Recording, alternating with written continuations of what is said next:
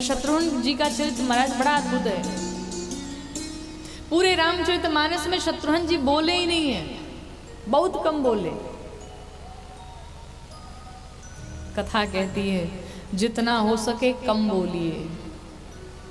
कुछ लोग की आदत होती है दिन भर बोलते ही रहते हैं, न भी जरूरत हो तो भी बोलेंगे। दो लोग बात कर रहे हैं, उनकी न भी जरूरत है तो भी वो एडवाइस देंगे, तो भी वो अपनी सलाह देंगे। ऐसा नहीं होना चाहिए, कम बोलना चाहिए। कम बोलने की आदत बनाइए। जब तक बोलने के लिए कहा न जाए तब तक न बोलिए। दो लोग बात कर रहे हो आपस में तो कदापि न बोलिए जब तक आपको कहा न जाए। फ्री की एडवाइस न दिया करिए। और कहते हैं कि जो बुद्धिमान व्यक्ति होते हैं, जिनको अपने जीवन में कुछ हासिल करना होता है, वो गंभीर रहते हैं, वो कम बोलते हैं। और भगवान को अगर पाना है तो एक मार्ग ये भी है कि थोड़ा मौन रहा जाए। आप अगर दिन भर बोलते रहेंगे तो आपका माइंड काम करना बंद कर देगा महाराज। अगर नया बिजनेस स्टार्ट करना चाहते हैं तो माइंड को भी तो टाइम दीजिए कि वो भी थोड़ा आराम करे, तब कुछ नया नया सोचे। और ये काम कल से शुरू करिएगा।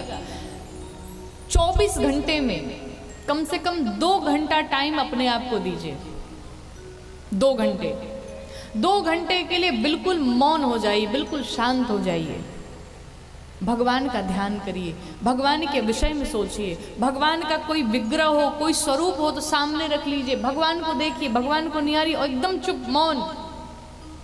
आप अगले दिन से देखिएगा, कुछ दिनों बाद ऐसा प्रभाव आएगा आपके जीवन में कि आपकी ये जो चिंताएं हैं, डिप्रेशन है, ये सब समाप्त हो जाएंगे।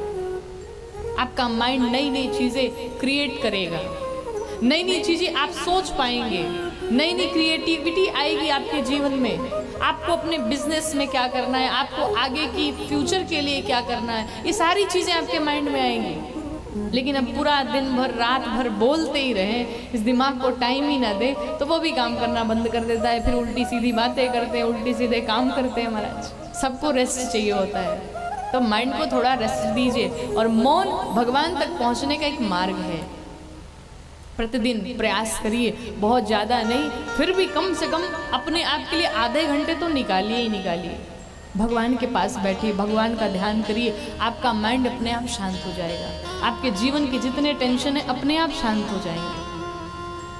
ध्यान करिए भगवान का। शत्रुघ्न जी बहुत कम बोलते हैं और बहुत कम बोलने के कारण ही अपने सभी शत्रुओं पर शत्रुघ्न भैया ने विजय प्राप्त किया। कुछ लोग होते हैं ना, बहुत ज्यादा बोलते हैं, हम ये करेंगे, हम वो करेंगे, ऐसा करेंगे, वैसा करेंगे, और करते कुछ नहीं है। और जो बुद्धिमान होते हैं, जिन्हें कहते हैं शातिर दिमाग जिनका होता है, वो बहुत कम ही बोलते हैं लेकिन गेम खेल जाते हैं। उन्हें पता है कब मुझे क्या करना है, उन्हें पता है मुझे कब अपना काम स्टार्ट करना है। उन्हें ये चाहिए कि भाई मुझे बोलना नहीं, मुझे बताना नहीं, मुझे तो करके दिखाना है। तो आप भी कम बोलिए और करके दिखाइए। गुरुदेव वशिष्ठ ने शत्रुघ्न जी का नाम शत्रुघ्न जी रखा। सभी चारों तरफ जय जयकार होने लगी। बोलिए शत्रुघ्न लला सरकार की। अंत में श्री लक्ष्मण जी के पास आए। कहा महाराज आपके तीनों पुत्रों में तो एक एक गुण है, लेकिन जो लक्ष्मण जी हैं, जो आपके तीसरे पुत्र हैं, ये समस्त शुभ लक्षणों के धाम है। इनका नाम मैं लक्ष्मण रखता हूं। लक्ष्मण कौन है? लक्ष्य धन मन, जिसका मन अपने लक्ष्य में लगा हुआ है वही है लक्ष्मण। लक्ष्य क्या है? भगवान राम की भक्ति को पाना, भगवान राम के प्रेम को पाना, भगवान राम के शरण को पाना, भगवान राम के चरण को पाना, यही लक्ष्मण जी का लक्ष्य है। और उनका मन सदैव भगवान के श्री चरणों में लगा है, इसीलिए उनका नाम है लक्ष्मण। बोलिए लखन लला सरकार की। सभी बालकों का नामकरण संस्कार हुआ। गुरुदेव वशिष्ठ गए, भगवान थोड़े से और बड़े हुए, थोड़े से भगवान बड़े हुए। अब मैया भगवान को अपने हाथ में लेकर के खूब उनका लाड दुलार प्यार करती हैं। कभी उनको पालने में सुलाती हैं, कभी गोद में लेके दुलार करती हैं। कि कबहू छंग कबहू बार पलना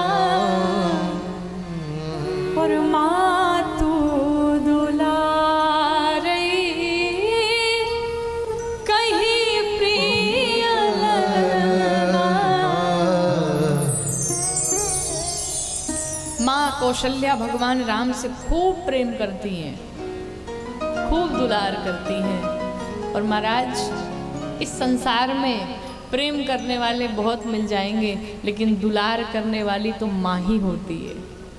इस संसार में दुलार अगर कोई करता है तो वो माँ से ही प्राप्त हो सकता है, वो माँ से ही मिल सकता है। जीवन में प्रयास करिए कि अपने माता पिता को कभी कष्ट ना पहुंचाइए।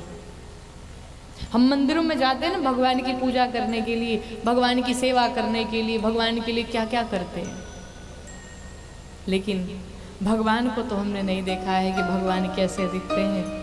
लेकिन अगर इस संसार में कोई जीवित भगवान है, कोई चलता फिरता भगवान है, तो अपने माता पिता है। जीते जी बच्चे माँ बाप की सेवा नहीं करते, व्यस्त हैं, टाइम नहीं है। और उससे भी नहीं हुआ तो वृद्धाश्रम तो आजकल जगह जगह खुलते ही जा रहे हैं। महाराज छोड़ो, टाइम नहीं है, बाबूजी को ले चलो वृद्धाश्रम में, छोड़ के चले आओ, क्या दिक्कत है। लेकिन आप ये चीज जान लीजिएगा, जो आप अपने जीवन में करते हैं वही वापस लौट के आएगा आपके पास।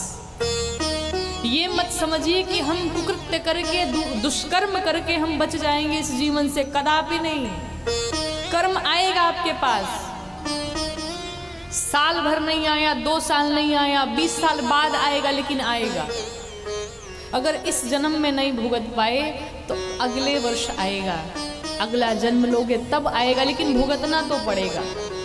कई बार लोग कहते हैं ना कि महाराज हमने अपने जीवन में तो ऐसा कोई काम नहीं किया जिससे मुझे आज इतना दुख मिल रहा है। हो सकता है आज अपने जीवन में आपने कुछ ऐसा कार्य नहीं किया, हो सकता है ये आपके पूर्व जन्म का कर्म हो जो आज आप भुगत रहे हैं। तो सब कुछ करिए महाराज, लेकिन अपने माता पिता को कभी कष्ट न दीजिए। संसार में, दुनिया में लोग बहुत आएंगे, कहेंगे हमसे बड़ा प्रेम करते हैं, लेकिन कहते हैं जहां जितना बड़ा स्वार्थ है वहां उतना ज्यादा प्रेम है। जहां जितना बड़ा स्वार्थ है वहां उतना बड़ा प्रेम, उतना ज्यादा प्रेम है। स्वार्थ खत्म, प्रेम खत्म। आप जिसे प्रेम का नाम देते हैं, आपका स्वार्थ है तो आप उसे प्रेम कहते हैं। आप कहेंगे भाई ऐसा करो तो हम ऐसा करेंगे, अगर वैसा आपके हिसाब से सामने वाला नहीं चला, आपका प्रेम खत्म हो गया। क्या ये प्रेम है? इसे प्रेम नहीं कहते। माँ बाप कभी कहते हैं क्या हम तुमसे बड़ा प्रेम करते हैं, लेकिन फिर भी माँ जैसा प्रेम कोई नहीं कर सकता। माँ कभी बताने नहीं जाती कि हम अपने बच्चों से कितना प्रेम करते हैं, लेकिन फिर भी दुनिया में माँ जैसा प्रेम कोई नहीं कर सकता। मरने के बाद खूब जल देते हैं, तर्पण होम करते हैं, दान देते हैं, और जब तक माँ बाप जीवित हैं उनको पानी तक के लिए नहीं पूछ रहे हैं। मरने के बाद कौन कहाँ गया ये बाद की बात है, कोई देखने नहीं जा रहा है, लेकिन जब तक वो जीवित है तब तक उन्हें अपने हाथों से पानी पिला लो। जब तक वो जीवित है तब तक उनके चरणों की सेवा कर लो। मरने के बाद दान और मरने के बाद पानी देने की कोई जरूरत नहीं है। जीते जी उनकी सेवा की नहीं और मरने के बाद चले वो सेवा करने, कोई मतलब नहीं। सब कुछ मिल जाएगा, पर माँ बाप कभी नहीं मिल सकते, कभी नहीं। जग में माए बिना के हुए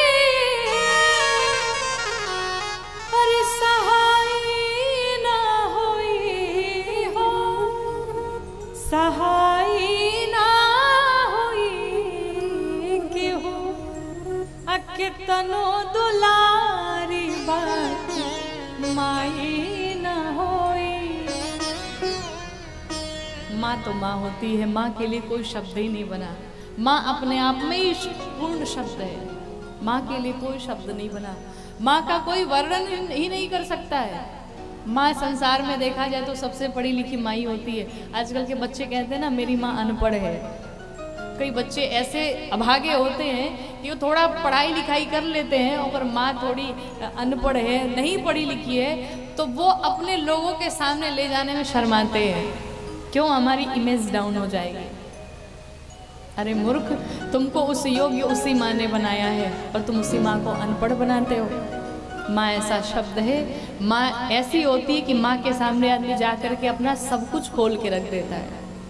इसीलिए कहा गया माँ, मुख खुल गया सब बता दो, कुछ छिपाना नहीं। और बाप जैसे आता है मुख बंद हो जाता है। बाप के सामने हर बातें नहीं हो सकती, बहुत इंपॉर्टेंट हो वही बातें होती हैं, लेकिन माँ के सामने व्यक्ति सब कुछ खोल के रख देता है। तके हो कितनो दुलारे बाकी माई न होई।